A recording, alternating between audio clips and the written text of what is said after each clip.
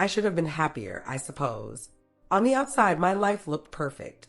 A picturesque home in a quiet suburban neighborhood, the kind with neat rows of pastel-colored houses and perfectly manicured lawns. It was a place where people waved at each other during morning jogs and hosted neighborhood cookouts in the summer, where kids rode their bikes in the street, and everything felt safe, predictable. I had all the trappings of a life that anyone would envy. 2 kids who kept me busy with soccer practices and school projects, and Jamal, my husband, who'd always been a good man, steady, dependable, the kind of man my mother had said I was lucky to find. But even with all of that, there was this emptiness inside me, a hollow space that had been growing for years, like a dark cloud slowly spreading across a clear blue sky. I missed the spark that Jamal and I used to have, the way we'd laugh at the silliest things until our sides hurt, or the way he'd surprise me with little notes tucked into my purse, each one signed with a heart and a promise of forever. Back then, there was a thrill in the air whenever he looked at me, as if our love was some precious, secret thing that only we understood. But somewhere along the way, all of that had faded into routine and familiarity. We fell into the rhythm of early morning alarms, school drop-offs, and work meetings that seemed to blur together day after day. Our conversations had dwindled to practicalities. Who was picking up the kids? What bills needed to be paid? What time we'd be home? Even our moments of intimacy, once filled with fire and urgency, had become mere habits, a pattern we followed out of duty rather than desire. I kept thinking back to the early years when we would stay up late talking about everything and nothing, just enjoying the feeling of being together. I missed the spontaneity, the nights when Jamal would pull me close without warning and kiss me like he couldn't get enough. Now, those moments were few and far between, and when they did happen, there was a hesitance, as though we were trying to remember a dance we hadn't practiced in a long time. It wasn't that I didn't love him, I did. But it was a different kind of love now. Quieter, worn at the edges like an old favorite book whose pages were yellowing with time. There was comfort in it. Yes, but there was also a dull ache, a sense that something vital had been lost. It was as if we had become co-owners of a well-run business, rather than 2 people still hopelessly in love. We managed our life together with the efficiency of partners, not lovers, and the thought of it weighed on me more than I cared to admit. There were times I'd lie awake at night, staring at the ceiling as Jamal slept soundly beside me, and wonder if this was just what marriage turned into eventually, a gradual settling into a kind of comfortable numbness. I'd listen to the rhythmic sound of his breathing and feel a sadness that I couldn't quite put into words. It was like watching a beautiful sunset from behind a window. I could see the color, sense the beauty of it, but I couldn't quite feel its warmth on my skin. I couldn't help but crave something more, a different kind of excitement, a passion that would make me feel alive again. It wasn't about the big gestures or grand declarations of love. It was about feeling like there was still a part of me that hadn't been dulled by the weight of everyday life. I wanted to feel that rush, that wild, unexplainable thrill that I hadn't felt in a long time, the kind that made my pulse quicken and my breath catch in my throat. But standing in the midst of that perfect suburban existence, with the world expecting me to be satisfied, I kept asking myself, was it wrong to want more? One evening, as I hosted our usual weekend gathering, I tried to push those restless thoughts away. The house buzzed with the familiar sounds of clinking glasses, bursts of laughter, and the hum of overlapping conversations. I moved through the rooms, greeting friends with practiced warmth, my hands carrying trays of hors d'oeuvres while my mind worked overtime to keep up appearances. The scent of freshly brewed coffee mingled with the rich aroma of roasted meats and buttery pastries, creating a comforting backdrop that made the house feel alive in a way it rarely did during the week.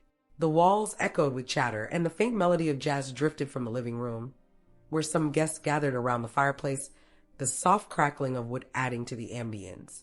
I made my rounds, offering drinks and snacks, flashing polite smiles, and exchanging pleasantries with people I'd known for years. Yet beneath my cheerful facade, there was a heaviness, a sense of going through the motions. I had become so good at this dance, so adept at playing the role of the perfect hostess, that sometimes I forgot what it felt like to simply be present. Tonight, though, it was harder to ignore the restlessness inside me, the nagging awareness of something missing. I was in the middle of refilling a glass of wine when Tasha arrived, her voice ringing out in a cheerful greeting. "Monique, you've outdone yourself, as always," she exclaimed, wrapping me in a warm embrace. There was comfort in Tasha's familiar presence, her laughter like a balm for my frayed nerves, but that comfort was quickly overshadowed by the sight of Dante, her son, following close behind. Dante had been abroad for a few years, traveling, working, living a life that seemed so far removed from our quiet suburban existence. He had left as a polite, somewhat shy kid, the type who hung back during conversations and kept to himself. But the young man who stepped into my home tonight was different. Taller, broader shouldered, and exuding a quiet confidence that seemed to draw the attention of everyone in the room, including mine. The moment he walked in, my eyes found him, and it was as if the air in the house had shifted, charged with a subtle electricity. He was no longer the boy I remembered, but a man who carried himself with a grace and assuredness that was hard to ignore. He wore a dark, fitted shirt that accentuated his athletic build, the fabric clinging to his arms in a way that suggested strength. His skin had a healthy glow, the kind you get from spending time under sun-drenched skies, and his eyes, a deep brown that caught the light just right, held a quiet intensity, as if he was aware of far more than he let on. When he smiled, a dimple appeared on his left cheek, and the combination of his easy charm and that faint shadow of mischief unsettled me in a way I didn't fully understand. I caught myself staring a moment too long and quickly averted my gaze, telling myself I was being silly, overreacting to a harmless reunion. But even as I flitted around the room, chatting with guests and playing the role I knew so well, I couldn't ignore the way Dante's presence seemed to follow me, like a low hum I was always aware of. Whenever I glanced his way, I found his eyes on me, an expression there that was hard to decipher. Curiosity, maybe, or something deeper. It was subtle, nothing overt or obvious, but the way his gaze lingered made my pulse quicken, and I felt a flutter of nervousness stir in my stomach, as though I was doing something wrong just by being near him. I escaped to the kitchen, telling myself it was to check on the food, to busy my hands with tasks that kept me grounded.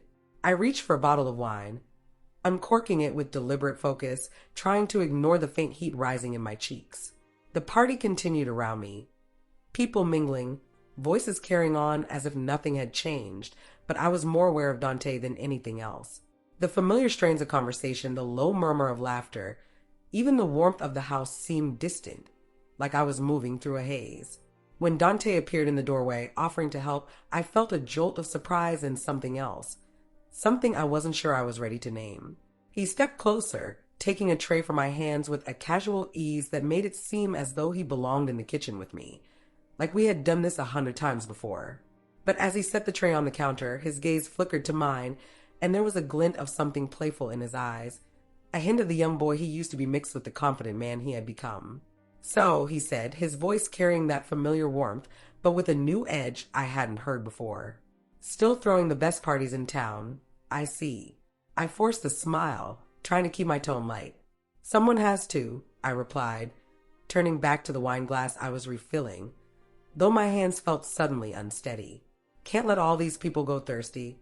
He chuckled, a low, soft sound that seemed to settle in the air between us. "Well, you always did know how to make a night memorable." There was something about the way he said it, the way his eyes seemed to hold mine just a little too long, that made me feel suddenly unsteady on my feet. It wasn't just the wine or the laughter drifting in from the other room.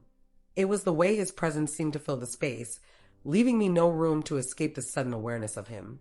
He wasn't the same Dante I had known before, and that realization left me feeling caught between the past and something new, something unknown that was slowly taking root in the quiet spaces of my mind. As he handed me a dish towel and our hands brushed, I felt a flicker of something I hadn't felt in a long time.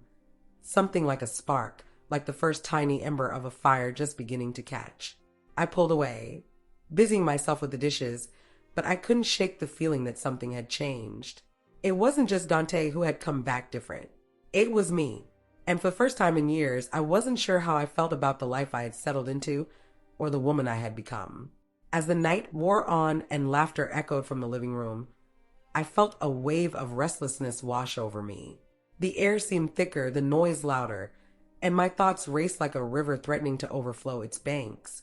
I needed a moment to breathe, to escape the constant buzz of conversation and the weight of my own thoughts. Slipping quietly down the hallway, I found refuge in the bathroom, closing the door behind me with a soft click. I took a deep breath and leaned over the sink, turning on the cold water and splashing some onto my face.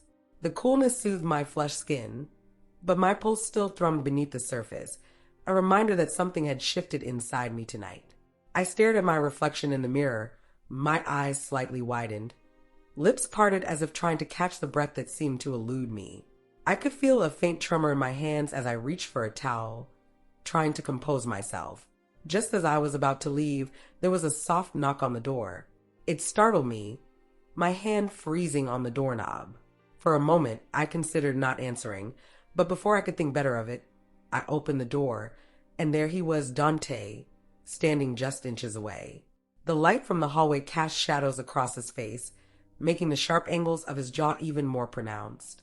His expression was serious, but there was a glint in his eyes that suggested something deeper, something that sent a shiver down my spine. "Monique," he said, his voice low and measured, with a softness that seemed to reach right into me. It wasn't the voice of a boy I'd known since he was young. It was the voice of a man who knew exactly what he wanted. He stepped inside, quietly closing the door behind him. The small bathroom suddenly felt much smaller, the walls pressing in as his presence filled the space. "I need to tell you something," he said, and I could feel the warmth of his breath, see the faint rise and fall of his chest as he drew closer. My heart began to race, a pounding rhythm that echoed in my ears.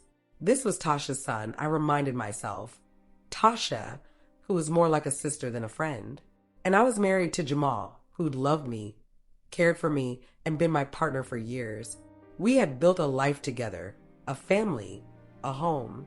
But the way Dante was looking at me, standing so close that I could catch the faint scent of his cologne, something woodsy and clean, stirred something in me that had been dormant for far too long. The air between us was thick with tension, the kind that makes every breath feel heavier, every heartbeat more pronounced. I could feel the heat radiating from his body, the intensity in his gaze as if he was searching my eyes for some sign, some hint that I felt it too. And, God help me, I did. "We shouldn't be here," I whispered, my voice unsteady as it left my lips. "This is wrong." But even as I said the words, I could feel a pull, a magnetic force that made it impossible to step back, to put the distance between us that I knew I should. "I know," he said, his voice rough with emotion, as though he had rehearsed this moment 1,000 times. "But I can't stop thinking about you. There's something between us, Monique. I feel it, and I know you do too." His eyes burned with a sincerity that left me breathless, his words hitting me like a shockwave that radiated outward, unraveling every defense I had managed to build. It was reckless, it was foolish, and yet the truth of it washed over me like a wave, leaving me powerless to resist. There was a longing inside me that I hadn't allowed myself to acknowledge, a hunger for excitement, for passion, for something I hadn't felt in years. The thrill of his words, the way he was looking at me, it all surged to the surface, and before I could stop myself, I leaned in. It was as if some invisible thread pulled me toward him, closing the space between us. When our lips met, the kiss was like a spark igniting a fire I didn't even know was still there. It wasn't soft or hesitant. It was urgent, intense, the kind of kiss that says everything without a single word. I felt his hand at the small of my back, pulling me closer, and my body responded with a need that startled me. It was like waking up after years of sleep, like feeling alive for the first time in ages. But then reality crashed back down on me. The kiss was brief, but it burned with an intensity that jolted me back to my senses. I pulled away, my breath coming fast and uneven, as though I'd been running. My mind was a chaotic swirl of emotions, desire, guilt, confusion, all of it crashing into me at once, threatening to drown me. "I can't do this," I managed to say, my voice barely above a whisper. Tears stung my eyes, and I struggled to meet his gaze, to hold onto the composure that was slipping through my fingers like sand. I saw the look on Dante's face, a mix of regret and longing, as if he hadn't meant for things to go this far. Or maybe he had, and now we both had to live with the consequences. "I'm sorry," he murmured, stepping back. His voice was softer now, almost a plea. I needed to tell you how I feel." I didn't say another word. I couldn't. I just left the bathroom, my legs feeling unsteady as I walked away, my mind racing with thoughts I wasn't ready to face. I tried to compose myself before rejoining the party, but it was as if the world around me had shifted on its axis. Nothing felt the same. I forced a smile as I made my way back into the crowded living room, trying to blend back into the noise and laughter, but I felt like I was unraveling. That kiss lingered in my mind, heavy and dangerous, a secret I wasn't sure I could bear. It hung in the air around me, making everything else seem distant and blurred, as though I was looking at my life from the outside, watching a scene unfold that didn't feel like my own. The days that followed felt like I was drifting through a fog, my life moving around me while I stayed suspended in that moment. I woke up every morning to the familiar sound of the alarm, the mechanical beeping cutting through the silence of dawn, and Jamal's steady breathing beside me. I'd pull myself out of bed, my feet cold against the hardwood floor, and shuffle to the kitchen to make breakfast for the kids. The routine was so ingrained that my body knew what to do even when my mind was elsewhere. I'd pour cereal, scramble eggs, pack lunchboxes, and offer the same gentle reminders. Don't forget your homework. Tie your shoes. All while my thoughts kept circling back to that night. It was as though the kiss had left a permanent imprint on my senses. I could still feel the press of Dante's lips against mine, the heat of his breath, and the way my pulse had raced in a way I hadn't felt in years. I tried to shake it off, telling myself over and over again that it was just a mistake, a fleeting moment of weakness. But as the days stretched on, I began to realize it wasn't that simple. I found myself replaying that night over and over again, not just the kiss, but everything before it. The way his eyes had followed me as I moved through the crowded living room, the unspoken tension between us every time we were within arm's reach, the feeling that something was about to happen, even though I didn't know what. It wasn't just about the kiss itself. It was about the way he made me feel alive, desired, seen in a way I hadn't felt in so long. I could no longer pretend that it was just a harmless slip-up, a momentary lapse in judgment. The truth, as much as I tried to deny it, was that the kiss had stirred something deep inside me. It had awakened a yearning I didn't know I had, a craving for passion, for a kind of life that felt raw and unpredictable. It wasn't that I didn't love Jamal, but there was a part of me that had become so used to being content, to accepting the comfort of routine, that I had forgotten what it felt like to want something or someone so intensely. And so I found myself standing at a crossroads I hadn't asked for, but had to face all the same. Each path in front of me carried its own risks and consequences.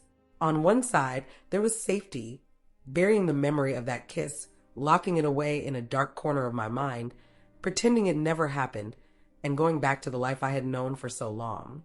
But I knew that if I chose that path, there would always be a part of me wondering what might have been, a part of me that would keep longing for something more, even if I didn't have the courage to pursue it. On the other side, there was uncertainty, risking everything for the chance to feel alive again, for the possibility of a kind of passion that burned with the intensity of that kiss. It was terrifying to think of all that could be lost, but it was also thrilling in a way that made my heart beat just a little faster at the thought. I knew the choice wouldn't be easy. I knew that whatever I decided, it would change everything. There was no going back to the way things were, no erasing what had already happened.